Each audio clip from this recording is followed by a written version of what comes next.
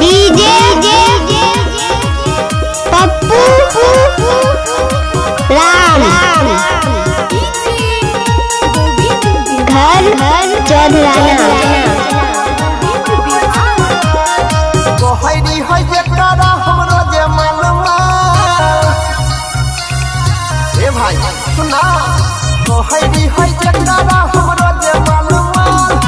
ओकर दिया हम बनावे छी पंडाल गोहरी है जेकरा हमरो जे मनवा ओकर दिया हम बनावे छी पंडाल छुएरी है छौरिया के गोरे गोरे गाल ओकर दिया हम बनावे छी पंडाल।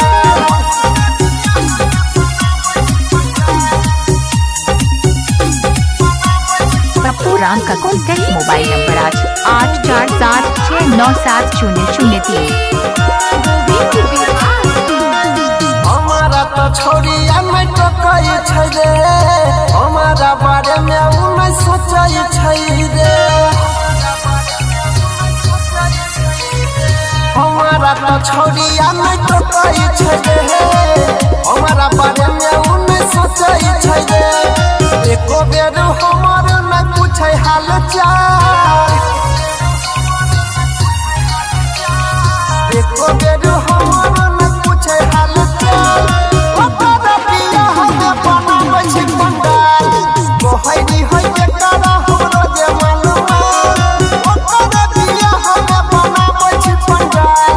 छुएरी है छौरिया के गोरे गोरे गाल ओकर दिया हम बनाबै छी पंडाल।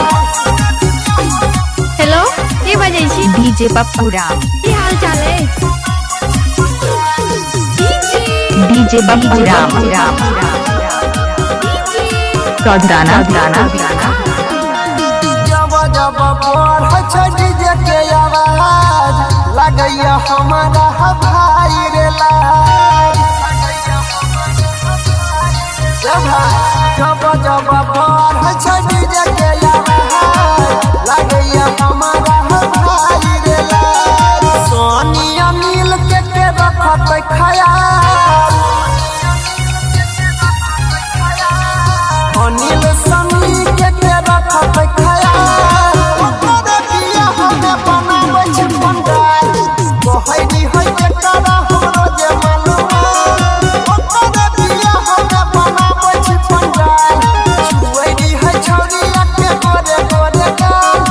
ओकर दिया हम बनाबै छी पंडाल। डीजे पप्पू राम